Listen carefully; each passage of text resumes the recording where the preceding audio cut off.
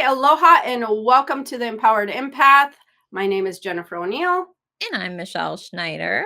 Before we dive into today's topic, just want to give a reminder that if you enjoy this podcast and if the info resonates with you, to give it a like and make sure that you're subscribed so you don't miss future podcasts. Yes, and we've had people commenting on the last few that mentioned they were an empath or moonchild. That's been very good and interesting. But yeah, you can comment on anything that you would like to see in the future or maybe questions that you had as well. You don't just have to comment with empath or whatever. That's where we get some pretty good feedback. That being said, I just wanted to touch base upon what we've been up to and kind of the things that are going to be coming that might be helpful.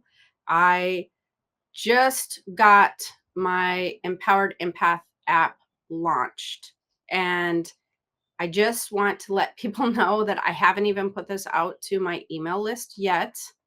I will be soon. I am tweaking a few things, but it is available and I am going to post it below because people are loving this app. Like, I mean, I got a call this morning. I've been getting messages. There's a few people in there that I had testing it. And like I said, there's a few things that we have to work out in there. Like, for instance, for some reason, they won't let me delete some default community that's in there. Oh, yeah. Yeah. I mean, you see it on your end. Yeah, I've been Um, a beta tester, so I've yes. been testing it out. And there's a little thing, little things that we've been working through, but I think it's going to be really good. Well, yeah, for the most part, it's fantastic. We have updates for energy reports, which we're going to talk about today. That's what this podcast is about. And there's actually going to be an update off of this in there as well, some more extensive stuff. But a lot of people really love the tracker. They just absolutely think that that part is awesome. And I actually am using the tracker myself, which I find interesting. You love the tracker, right? Yeah, so it's really cool because you've separated it out so that there are different categories. And the one Mhm. thing that I've been doing lately is I've been trying to practice more with tarot cards. And so every morning I will do a tarot pull for the day, just like a general message. And then I will take a picture of it. And so then I can log it into the tracker Mhm. and I will type my message of what I, got from those cards, and so it's been really helpful. I mean, it's helping me, learn and get better with the Yep. cards. And then I also get to refer back to them because I think, when you don't write things down, you just kind of forget. Well, you do, and that's why I kind of wished I would have had my own app a little while ago, which is really funny. But like I have notes and things all over the place, and that's what we were talking about. Is I actually did a card pull because I do some year-long spreads for people, and I had done one for myself a while ago at the beginning of this year, and I remember some very specific things with it, and I knew the months and I knew that they were extremely accurate. And then I was like, dang it, I wish I could go back but I have so many clients at this point and so many notes everywhere that my personal stuff kind of gets put to the side. So I don't have the notes for it. And I don't even have the picture because I've done so many of the year longs that I don't even know which one would be which at this point. And so I'm like going to upload my next updated one soon, or well, today, so that I can go back to it and be like, oh yes, that's what I pulled in July. And that's one of the reasons that we did, or I did that aspect, is it's good to not only be accountable for what you're doing, but it's good to be able to go back and refer when you're practicing spiritual tools. So when you're practicing spiritual tools, there's a lot that goes into that, and it enhances your connection. It helps you to develop better. It helps to develop all of your psychic senses as a whole. And you need to be doing this continuously. So people get really frustrated because they're like, well, why am I not developing, or I'm not doing this? And I'll be like, well, when was the last time that you were practicing with these spiritual tools, whatever tool that you like to use. Maybe you don't use any tools, but when was the last time you practiced? And they'll be like, oh, yeah, it's been a few weeks. It just doesn't always just develop. You have to commit a lot of time. Like, I think that that's something that people kind of forget. Well, So I was one of them because it's like, I really, I want it so bad, I wanna enhance my abilities, but then it's like, if you're not practicing, then how do you expect to get exactly. Well, better? just like anything, if you were Yeah. going to do a sport, if you were going to do, um, not do, but write a book, whatever, you have to practice and get better at it. You have to tweak your system. You have to learn techniques. That's hugely important. I think that it's easy to assume that when you're sensitive, information just comes to you and there's no development involved, which is true to an extent. But if you want to feel like that you have control, or that you can navigate the message better, or with a more clear, concise way, like more of a spiritual compass, it's a better reading. You need to develop and work with the abilities, and you need to do it consistently. That's like just absolutely non-negotiable. And for instance, me doing it professionally, I practice it all the time, but I also practice it all the time, which helps me to develop more. So, it's both. It's part of what I do, but it also keeps me very polished. And the amount of hours that I had committed to it before becoming professional, people do not realize. I mean, I committed extensive amount of time to developing my abilities and to polishing them and making them the best that I could, and to working with teachers and to working with a mentor. And now that's what I do for other healers. So that's where I stay, very full and very practiced because I'm doing it constantly. So it is a fantastic place to have everything in one place. It's not just the empath community where we post, energy reports and things of that nature, or you can ask questions, but it's also about staying accountable, practicing your stuff, having everything in one place. There's a spirit journal place, which is what I tell everybody to start working with when they start developing. There is a dream journal place. Again, very important when you're developing, not to mention all the meditations and all the things that you can take with you, the live streaming classes, etc. And then we will also have the exclusive podcasts, which will not be on YouTube or iTunes or any of that. So that's exciting, Yes. but it's also taking a little bit of work to just get it just perfect, exactly right. But it's still absolutely very workable, and people are very excited. So if you're interested in that, I'll put the link below. And then I am in the home stretch. Do I always say this? Do I say this every single We're getting podcast? so close, though. That I'm in the home stretch of my, books, Yes. and books as in plural, because it's so funny. Who writes 2 books at one time? Well, that was not my intention, and it ended up happening. So there's that.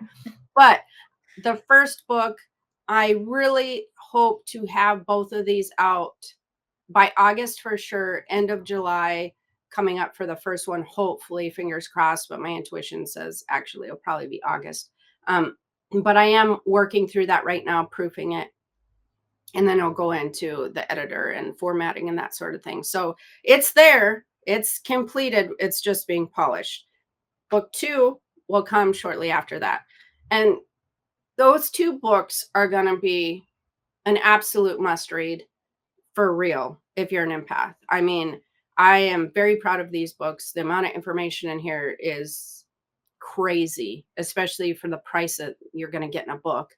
Um, and it's going to be incredibly helpful to not only understanding your gifts and developing it, but just learning how to live an empath lifestyle, just how to live with the gift in a way that, your life feels like it is enhancing your life and not being a burden, and making you not be able to go here, not be able to do that, and having an effect on your health.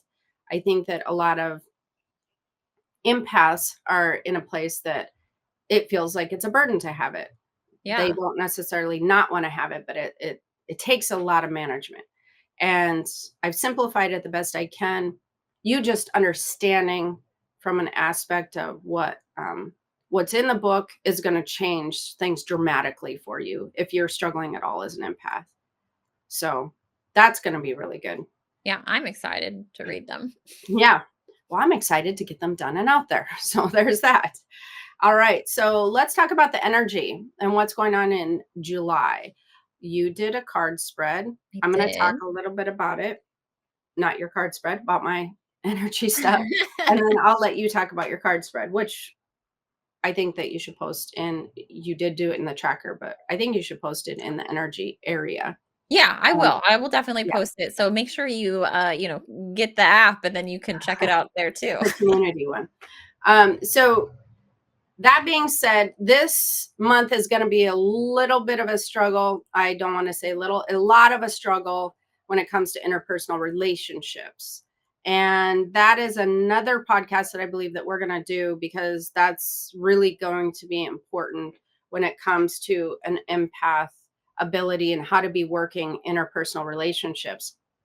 I find that um, it gets hard to navigate sometimes for two different reasons. And again, we'll get into this in another podcast, but um, trying to understand how to work with somebody when you as an empath can feel their emotions, but yet what they're saying isn't quite matching, and how to navigate that communication, and or who you're dealing with might also be an empath and might be able to sense energy from you. And so it can cause a lot of confusion when it comes to communicating.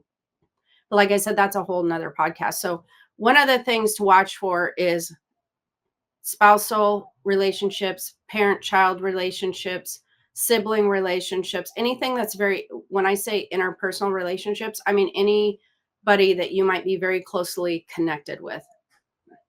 These relationships are going to feel very fiery. There's going to be a lot of intensity around them. I feel weirdly enough that there's going to be some frustration with people in your life that are not feeling settled or are not feeling maybe their best self. And interpersonal relationships, and that's like a tongue twister, interpersonal relationships is where people tend to take out frustrations. They don't take them out on acquaintances, you know, Yeah. tongue twisting day. That's just not what they do, because acquaintances will be like, all right, yeah, not cool. This is not going to fly. And interpersonal relationships, they will try to either calm you or like change something and make things kind of better for you somehow. And I don't know, it's just something that people do easier, you know? They Yeah. kind of unleash on people who are close to them. So that might be a problem. You will want to watch for people around you who are frustrated, and you will want to not engage in any kind of meltdown or thing that they're going through. That's going to be really important to understand that although these frustrations might be directed at you, you're just a target, is all. It's not, I'm not seeing that the link within the relationship is necessarily an issue, although there could be an underlying issue, right? But I can see more lashing out stuff, lashing out. So you would want to steer clear of that. Didn't you pull a card based on that as well? Yeah, so the overall theme and the way I've been kind of like created my own spread. So it was like I've been trying to read tarot cards for a while and then I just couldn't get the messages. And then finally I was like, I'm just going to do it my own way. So when I did that, then it was like Yes. everything And started then you got clicking. better with the daily practices. Yes, this is true as well. And I know But you did because I could see them for anybody who's on there. I actually, because I created the app, and I teach, I can see some of what you're posting in those spreads.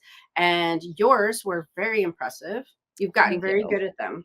Thank you. Yeah, and so I know my cards are a little shiny, but Yeah. the overall theme was the Lovers card, and so I think that really highlights, just like you said, a major focus on relationships. But then it's like I didn't mine wasn't necessarily all doom and gloom, and so I wanted to also, the lovers is also about choices. So there could be some big choices that, Mhm, you could be facing. I feel like I that definitely resonates with me.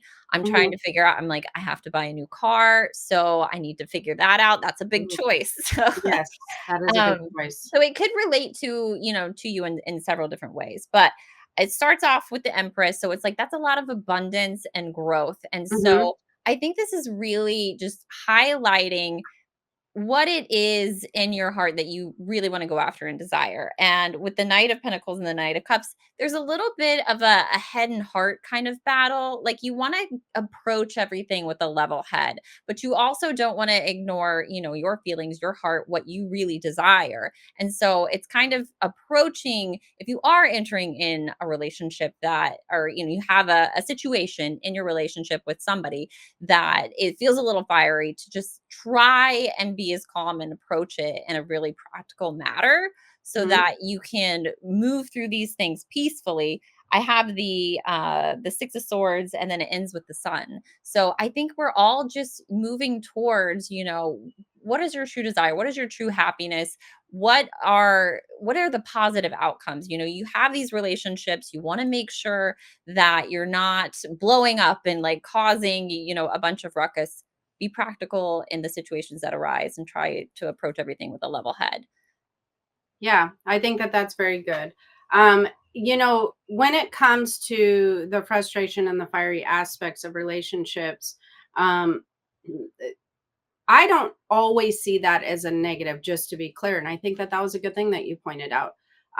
What I see is intensity. And so it could be that you also have a very strong connection, but being able as an empath to disengage and learn we don't always need to engage in somebody else struggling, and maybe having a meltdown or having a bad day.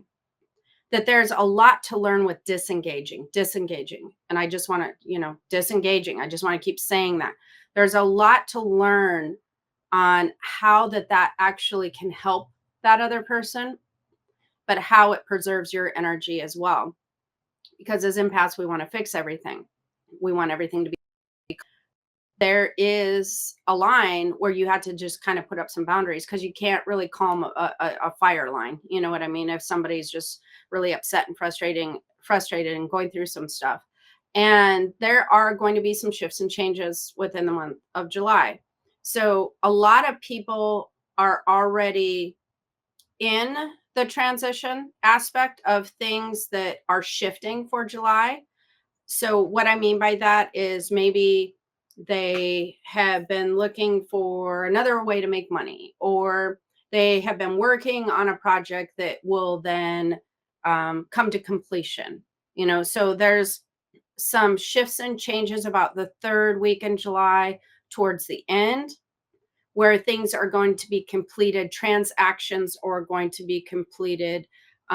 You're going to settle into a new routine, things of that nature. So there might be, again, for some people, there will be purchases of some sorts or selling of things like so, purchase of a car, selling a car, things of that nature. And so that also comes around this time frame. So there's a lot to kind of navigate. There's also, I think, a sense of I don't even want to say this without laughing, but stillness. I didn't pull the 4 of swords. But I feel like patience would be the word. Yeah, Um, which is, I thought that was really interesting with the 6 of swords, of just like really peaceful, calm, moving towards, a a brighter. goal or a Yeah, place or like yeah. where you're getting to. So there now is the time, this month is the time to kind of relax a little and just take pressure off yourself. That would be a good way that I would put it. Allow things that you have put in place to come to fruition and allow things to manifest because there's been a lot that you've been thinking about over the last few months. There's been a lot that you've been desiring over the last few months. And July is kind of the melting pot of allowing those things to become real for you and to appear in your world and to place themselves as opportunities in your world. And so I think that I would suggest relieving self pressure and just kind of allowing the pot to simmer in a sense and just enjoy the family time, enjoy, holidays, enjoy birthdays. Just take a moment to just relax a minute because if you continue to push through on July, I don't you're not really going to gain the momentum that you're looking for. You're going to gain just as much momentum by just chilling a minute. And that's really counterintuitive to people like me Push, and push, you. push. Yes. But it's the time to rejuvenate, it's the time to relax. Things are actually happening planetary wise. It's just the seeds are starting to grow. So that now is a good time to take a minute. So you do not want to engage in any dramatic stuff going around. Do not try to fix things that other people are going through right now. It's not the month that they will hear you. We'll just put it that way. That's kind of an easier way to understand, right? It is just not the month for them to hear you. So you're gonna wait till August. So just wait till next month if you feel like you need to express some concern. Shifts and changes as far as opportunities go. Again, third week, end of the month type of thing. Shifts and changes towards something of growth, something positive, something that maybe you've been trying to work on manifesting wise, opportunity. They're just these little opportunities and beautiful flowy things start showing up towards the end of the month. So that's going to be good. And until then, just take a moment to soak in the energy, universal energy is going to start picking up some serious momentum probably September, it feels like, which means that things might start to be a little crazy busy. And that's why you want to take a minute now because you probably won't have the mental capacity to take a minute as we get into later in this year. And that's why it's good to recharge when you have time to recharge, if that makes sense. Does that Yeah. make sense? Yeah. Okay, so I feel all is good. Just if somebody's arguing, just be like, all right, I gotta check something. Just be like, I'll be back. Or, if they get all upset on the phone, can I call you back in a minute? Maybe text. I don't know. So um just keep that in the back of your mind, and it's not personal, it's just what's happening. So, and another thing to watch for during July is very high spiritual activity, which is one of the things I put in the app, because the spirit activity is incredibly powerful right now because the veil is super thin. So I don't know if you've noticed already, but you most likely will be noticing. And what I mean by incredibly powerful is during the daytime, if you start noticing like spirit activity, which I currently have, when I was working on my couch and my couch is leaned way back, but I will have a dog that goes back behind there and it will bump the couch and push it forward. And so you can feel yourself go forward. And I was working, felt the couch be bumped, heard it, and I thought, well, that was weird. And then I realized the little dog that I thought was back there was not here. And then I'm like, okay, wait a minute. That the grandkids aren't here. The little dog's not here. And I'm like filtering through this for a minute because again, typically that stuff will happen at night all day long. Daytime, it because of the white noise, it's a lot harder for spirits to get through, unless the veil is super, super thin and to get your attention. And so then I'm like, did my German Shepherd get behind there? And I thought that would be really weird because he's huge, but it would make sense. So then I find myself getting up, looking behind the couch, and I remember thinking, this is so random right now that I'm even doing this. But yeah, there's nothing behind there. And then I got back, started working, and I was just full into the book mode. And then something touched my foot as well. And I'm like, okay, yeah, I get it. And I think it was one day, 2 days later, my daughter had even said that at their house, again, this was nighttime though, um, they had put the children to bed and were sitting down there, watching TV, or she was crocheting or something. And the door opened, and this is common. They open the door, come down, Mhm. and she's like, "What?" Nothing. And Johnny goes up there. They're sound asleep. And so she's like, "This is why I don't like to stay here at night by myself." But so you're going to notice a lot of actual activity, like hearing things, um, things moving, um, seeing things out of the corner of your eye.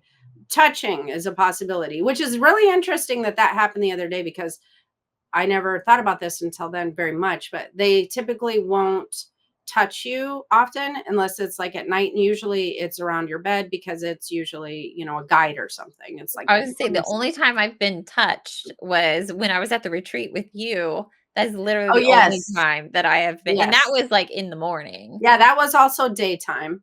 But also we were near a very high spirit activity place Yes. in that area, like super high. Like that was crazy, crazy. Lots of spirits around that energy. Not to mention, we were calling them in. So there's that too. That's true. That's true, and I'm hopeful. I mean, my house used to have so much activity, but I really tried to do my best to calm it all down, so I haven't really experienced anything. See, that's funny. Like people tell me that even Jessica, when she's like, "Oh, great, that's gonna happen now," and I'm like, why though? I like it to me it is just relaxing and very comforting. I don't know. I guess I'm just weird that way, but I remember, and I know I've talked about this, but when Jake was younger and he'd be like, "I feel bad for," I think he was 4.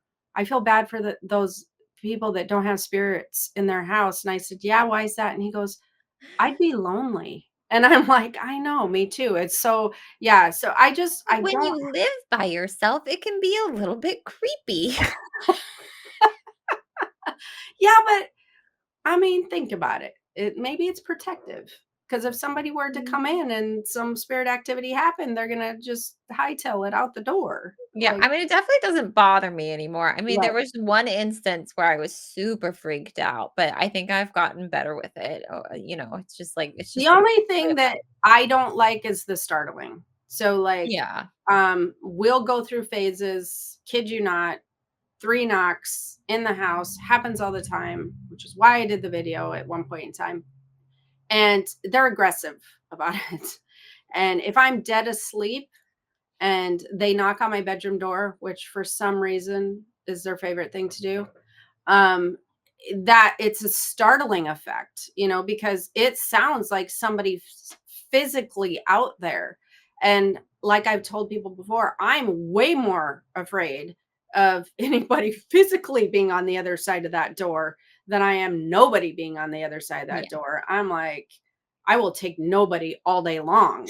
That just, I don't like that feeling of like, yeah, physical presence. So I guess I'm kind of the opposite that way, which is kind of funny if you think about it. But so piggybacking off of that, it's also a great time to practice spiritual tools and to practice pulling cards, connecting in with your guides, with spirits, meditation, setting um, manifestation things down, intentions, things of that nature, because the veil is thin and the energy is so strong and things are moving so powerfully at this point in time. It's a really great time to connect with your spirit guides. In fact, there would be a good time. I have that free spirit guide communication course on Empath University, Empath Dash University. Yeah, that would be great time to do that and start working with connecting with your guides. But anyways, that being said, um, you wanna Yeah, friendly reminder, if yeah. you like today's podcast, please give the video a like. If there's any questions you have, you can always leave those in the comments and make sure you're subscribed so you don't miss future podcasts. Or you can tell us of all the weird spirit activity that's been happening. Yes, and you gotta make sure you download the app, and then I will make sure to post, tarot poll that I did for, the month of July in there as well. Yeah, absolutely. All right. Until next time, have the most amazing day. Aloha. Bye. Bye.